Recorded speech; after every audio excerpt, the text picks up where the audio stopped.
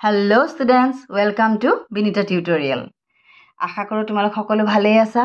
আজি মই বৰ ধুনিয়া আন এটা বিৰাট সুন্দৰ কবিতা লৈ আহিছো তোমালোকৰ ওচৰলৈ। নামটো হৈছে গুণীপুত্ৰ, লিখিছে বলদেৱ মহন্তই। শুনি যাবা। মূৰ্খ পুত্ৰ হয় যদি 100 বা 1000, সিহঁতৰ পৰা নাই কোনো উপকাৰ। যেনে শস্য ক্ষেত্ৰে জন্মি বনৰীয়া বন, কৃষকৰ অপকাৰ কৰে অগণন। যি বংশত হঠ মূৰ্খ বহু পুত্ৰ হয়, সি বংশৰ নাম হয় অৱশ্যে বিলয়। যথা সৰু বৰে শুভে প্ৰফুল্ল কমল, গুণী পুত্ৰগণে কৰে বংশক উজ্জ্বল। গুণী শিষ্ঠ পুত্ৰ যদি এটিয়েই হয়, অনেক মূৰ্খত কৰি হে শ্ৰেষ্ঠ হয়। একে চন্দ্ৰে জগতৰ অন্ধকাৰ হৰে, অসংখ্য তৰাই তেনে কদাচ নোৱাৰে। এতিয়া শুনিবা কবিতাটো পঢ়িলোঁ, কিন্তু তোমালোকেতো বুজি নোপোৱা। এইখনৰ কি কিতাপত দিয়া আছে মই দেখাই দিছোঁ ৰ'বা। কিতাপখন হৈছে নতুন দিগন্ত পঞ্চম ভাগ। শ্ৰীমতী চন্দ্ৰমা বৰকটকী সংকলিত ABM পাব্লিচিং হাউচ। ৰ'বা মই দেখাই দিছোঁ এইটো। এতিয়া চোৱা, এখন ক্লাছ 5ৰ কিতাপ। ক্লাছ 5ত দিছিলে এই কবিতাটো। মন দিবা তোমালোকে। এই কবিতাটো আমি বহুত সৰুতে মানে একদম কিমান চনৰ কবিতা নাজানো, আৰু এইটো আমি সৰুতে পাইছিলোঁ। মোৰ মাহঁতে পাইছিলে, মাহঁতৰ মানে বহুত দিনৰ আগৰ পৰাই এই কবিতাটো পাইছে। কবিতাটো সঁচাকৈ বহুত গুৰুত্বপূৰ্ণ কবিতা। শুনি যাবা আকৌ এবাৰ, মই বুজাই কৈছোঁ।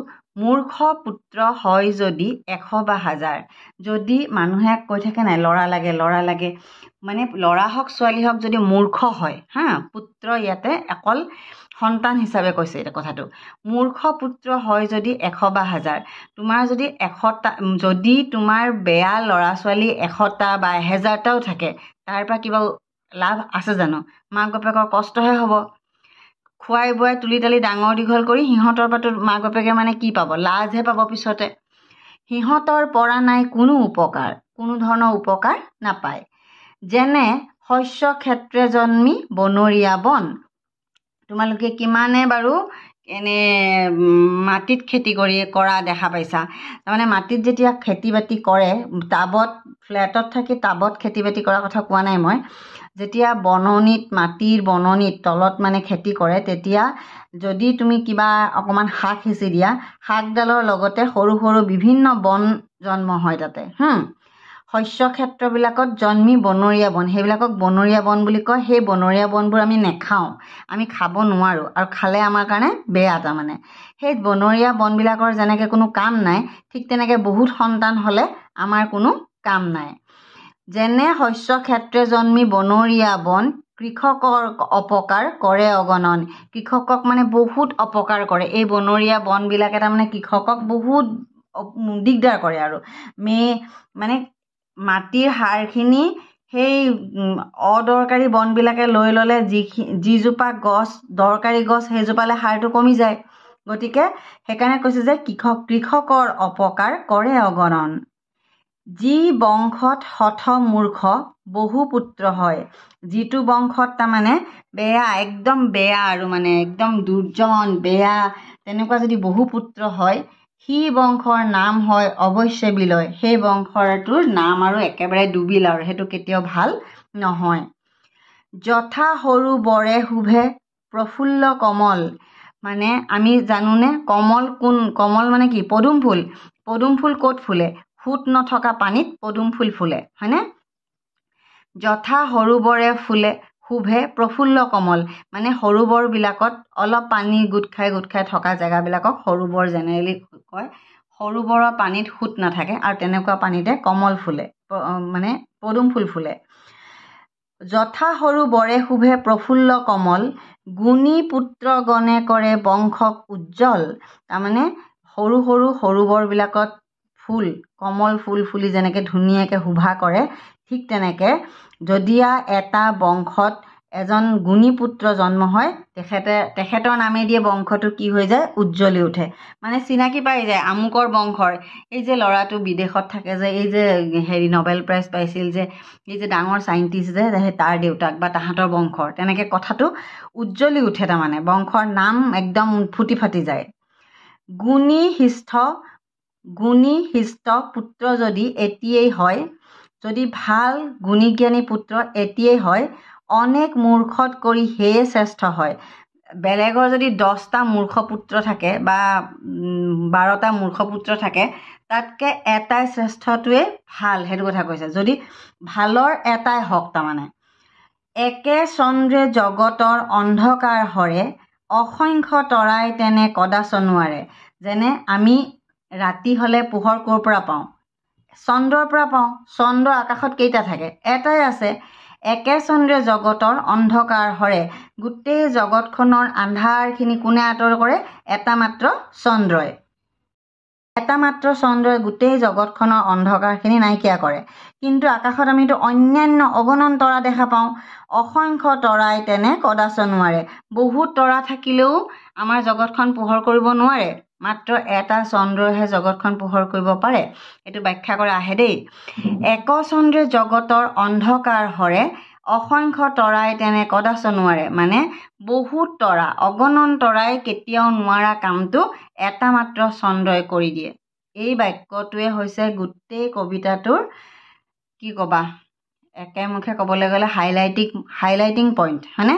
এই দুটা বাক্য দিয়ে আমি গোটেইখিনি কথা গম পাই গৈছোঁ যে এটা চন্দ্ৰই যেনেকৈ গোটেই জগতখনৰ আন্ধাৰ দূৰ কৰিব পাৰে, বহুতো তৰাই যেনেকৈ যিটো কাম কৰিব নোৱাৰে, এটা মাত্ৰ চন্দ্ৰই গোটেই জগতৰ অন্ধকাৰখিনি দূৰ কৰি পোহৰ কৰি পেলায়। ঠিক একেদৰে আমাৰ যদি ল'ৰা ছোৱালী বহুত 100টা 1000টা ল'ৰা ছোৱালী থাকিলেও যদি তাহাঁতি মূৰ্খ হয়, তাহাঁতৰ কোনো কাম নাই, তাহাঁতি বদমাছ হয়, তেতিয়া তাৰমানে কোনো ধৰণৰ তাহাঁতৰ পৰা মাক বাপেকে উপকাৰ নাপায়। বংশটোৰ নাম ডুবাইহে, তাহাঁতি উজ্জ্বল কৰিব নোৱাৰে। যদি গুণী পুত্ৰ এটাই হয়, সি গোটেই বংশটোৰ নাম উজ্জ্বল কৰে, মাক বাপেকৰ সুশান্তি হয়, হয়নে? গতিকে কথাটো হৈছে কি, আমি মা দেউতাৰ কথা ভাবি, বংশৰ কথা ভাবি আমি ভাল কাম কৰিবলৈ শিকিব লাগে। হ'ল, আকৌ এবাৰ মই পঢ়ি দিছোঁ। মূৰ্খ পুত্ৰ হয় যদি 100 বা 1000, সিহঁতৰ পৰা নাই কোনো উপকাৰ। যেনে শস্য ক্ষেত্ৰে জন্মি বনৰীয়া বন, কৃষকৰ অপকাৰ কৰে অগণন। যি বংশত হঠমূৰ্খ বহু পুত্ৰ হয়, সি বংশৰ নাম হয় অৱশ্যে বিলয়। যথা সৰু বৰে শুভে প্ৰফুল্ল কমল, গুণী পুত্ৰ গণে কৰে বংশক উজ্জ্বল। গুণী হিষ্ট পুত্ৰ যদি এটিয়েই হয়, অনেক মূৰ্খত কৰি সেয়ে শ্ৰেষ্ঠ হয়। একে চন্দ্ৰে জগতৰ অন্ধকাৰ হৰে, অসংখ্য তৰাই তেনে কদাচ নোৱাৰে।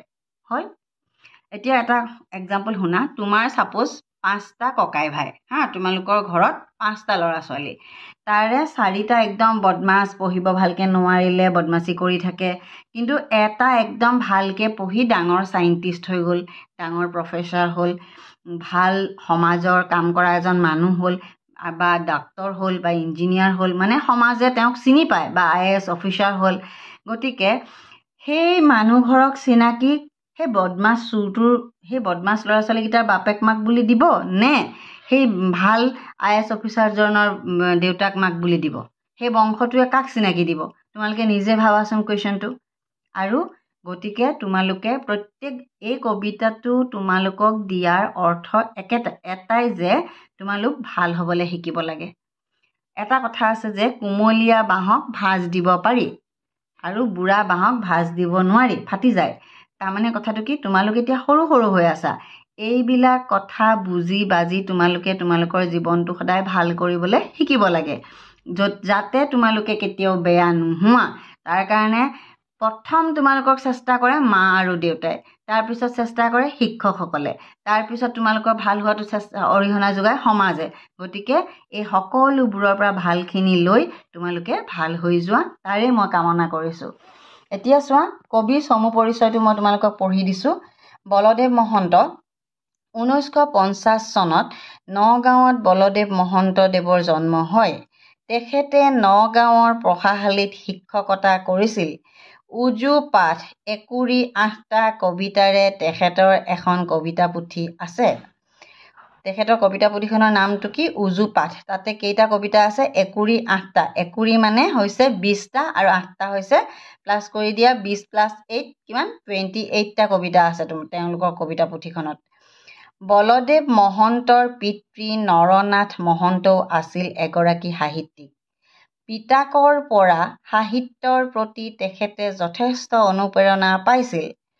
বৰ্ণশিক্ষা, গণিতাংকুৰ, গণিত আৰু অংকুৰ সেই দুইটা মিলাই গণিতাংকুৰ হৈছে। আৰু আমি সন্ধি পাতা, সন্ধি ভাঙা আৰু সন্ধি পাতা আমি পঢ়িছোঁ নহয়। গণিত যোগ অংকুৰ, গণিতাংকুৰ। সৰল ক্ষেত্ৰত জ্যামিতি, জৰীপ আদি বলদেৱ মহন্তৰ ৰচিত শিশুৰ পাঠ্যপুথি। ল'ৰাৰ কাৰণে লিখা উজু পাঠত একোটা সামান্য বস্তুকে ছন্দৰ সহায়েৰে কেনেকৈ কবিতাৰ শাৰীলৈ তুলিব পাৰি তাকে তেখেতে দেখুৱাইছিল। তেখেতৰ লিখনিবোৰ নীতিকথা আৰু জ্ঞানৰ ভঁৰাল স্বৰূপ। তেখেতৰ কথাবিলাকত লিখনিবিলাকত কি থাকে? মেইনলি নীতিকথা আৰু জ্ঞানৰ ভঁৰাল থাকে। এতিয়া তোমালোকে কোৱা, এই কবিতাটো তোমালোকে কি বুজি পালা? গুণীপুত্ৰ। কবিতাটোৰ নাম হৈছে গুণীপুত্ৰ। মানে মাক দেউতাকে সন্তানক তুলি তালি ডাঙৰ দীঘল কৰোঁতে কিমান কষ্ট হয়। জন্ম হোৱাৰ পৰা একদম পূৰা ডাঙৰ দীঘল কৰালৈকে প্ৰতিটো দিন মাক দেউতাকৰ কিমান কষ্ট হয়। সিমানখিনি কষ্ট মূৰত যদি তেওঁলোকৰ সন্তান ভাল নহয়, তেতিয়া আটাইতকৈ বেছি কষ্ট পায় মাক বাপেকে, তাৰপিছত বংশ পৰিয়ালে, তাৰপিছত সমাজে। গতিকে এজন বেয়া ল'ৰা ছোৱালী, এটা বেয়া ল'ৰা বা এটা বেয়া ছোৱালীৰ পৰা গোটেই মানুহে কষ্ট পায়। গতিকে আমি কি শিকিব লাগে? গুণী হ'বলৈ শিকিব লাগে, জ্ঞানী হ'বলৈ শিকিব লাগে। আমি ভাল কাম কৰিবলৈ শিকিব লাগে। সমাজৰ কেনেকৈ ভাল হয় সেইটো চিন্তা কৰিব লাগে। আনৰ কেতিয়াও অসৎ চিন্তা কৰিব নালাগে। আনক আমি হিংসা কৰিব নালাগে। আমি নিজৰ কৰ্তব্য, মাহঁতে আমাক সদায় ভালটো শিকায়। গতিকে মাহঁতৰ কথা মতে আমি চলিবলৈ শিকিব লাগে। কেনেকৈ ভাল হয়, সদায় ভাল কিতাপ এখন পঢ়িবলৈ শিকিব লাগে। ভাল মানুহৰ লগত থাকিবলৈ শিকিব লাগে। ভাল আচাৰ ব্যৱহাৰ শিকিব লাগে। গতিকে আমি যাতে পঢ়ি শুনি গুণী জ্ঞানী হ'ব পাৰোঁ, সেই উদ্দেশ্যেৰে আমাৰ পাঠ্যপুথিত এই কবিতাটো সন্নিৱিষ্ট কৰিছে। আশা কৰোঁ কণ কণ শিশুসকলৰ লগতে সকলোৰে এই কবিতাটো ভাল পাব। এই কবিতাটো মই আজি প্ৰথম দিয়া নাই। এই কবিতাটো বহুত পুৰণি কবিতা, কিন্তু আজিকালি মেক্সিমাম ইংলিছ মিডিয়ামৰ ল'ৰা ছোৱালীয়ে পুৰণা কবিতাবিলাক নাজানে। সেইকাৰণে মই যদিও কিতাপত দিছে, তাহাঁতি পৰীক্ষাৰ কাৰণে পঢ়ি গৈছে। অৰ্থ বুজি হৃদয়ংগম কৰি পঢ়ি পৰীক্ষা দিব নাযায়। মানে কথাটো বুজি লৈ জীৱনত এপ্লিকেশ্যন কৰিবলৈ নাথাকে। জীৱনত বোলে তাক কেনেকৈ খটাওঁ সেইটো নাভাবে। জাষ্ট আজি পঢ়ে, কাইলৈ পৰীক্ষা আছে, সেইটো কাৰণে পঢ়ে। আৰু আজিকালি ল'ৰা ছোৱালীবিলাকে তাৰমানে এই মেক্সিমাম অসমীয়া মিডিয়ামৰখিনি কথা মই কোৱা নাই দেই। ইংলিছ মিডিয়ামৰ ল'ৰা ছোৱালীবিলাকে তাৰমানে প্ৰনাউন্সিয়েশ্যন বহুত ভুল কৰে। কবিতা পঢ়াৰ যে এটা সুৰ আছে, সঞ্চাৰ আছে, সেইবিলাক বুজি নাপায় তাৰমানে। এতিয়া মই এই কবিতাটোৱে ভালকৈ পঢ়ি গ'লে ল'ৰা ছোৱালীবিলাকে বহুত ভুল কৰিছে, মই শুনি থাকোঁ নহয়। মূৰ্খ পুত্ৰ হয় যদি 100 বা 1000, সিহঁতৰ পৰা নাই কোনো উপকাৰ। যেনে শস্য ক্ষেত্ৰে জন্মি বনৰীয়া বন, কৃষকৰ অপকাৰ কৰে অগণন।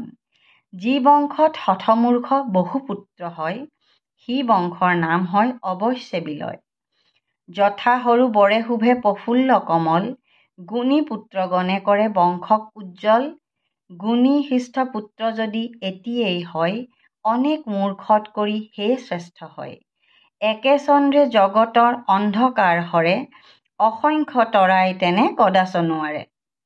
আশা কৰোঁ তোমালোকে সকলোৱে ভাল লাগিছে, কবিতাটো বুজি পাইছা। আৰু ডাঙৰ সকলেও কবিতাটো চাগে বহুত দিনৰ মূৰত পাই ভাল লাগিলে। আশা কৰোঁ আপোনালোকে কবিতাটো ভাল পাব। ভাল পালে প্লিজ চেনেলটো ছাবস্ক্ৰাইব কৰি যাব, ভিডিঅ'টোত লাইক এটা কৰিব, আৰু কেনেধৰণে আৰু কবিতা বিচাৰে বা মইনো আৰু কেনেকৈ ধৰণে বুজাব লাগে তাৰ কাৰণে কমেণ্ট এটা দিব। আপোনালোকৰ প্ৰতিটো কমেণ্ট, কাৰণ ময়ো এতিয়া শিকি আছোঁ, সকলোৱে এইটো এটা এডুকেশ্যনেল চেনেল। পৃথিৱীত কেতিয়াও শিক্ষা শেষ হৈ নাযায়। মই জানো বুলি মই কেতিয়াও কোৱা নাই, ময়ো শিকি আছোঁ। মোক যদি কোনোবাই কিবা ভুল হৈছে আপোনালোকে শিকাই দিয়ক, কমেণ্ট দিয়ক। আজিলৈ এৰিছোঁ, নেক্সট এটা ভিডিঅ'ত আকৌ লগ পাম। আশা কৰোঁ আপোনালোকে ভাল পালে। প্লিজ আকৌ এবাৰ কৈছোঁ, চেনেলটো যিসকলে ছাবস্ক্ৰাইব কৰা নাই ছাবস্ক্ৰাইব কৰি দিব, যিসকলে ছাবস্ক্ৰাইব কৰিছে প্লিজ লাইক এটা কৰি কমেণ্ট দিব। আজিলৈ আহোঁ।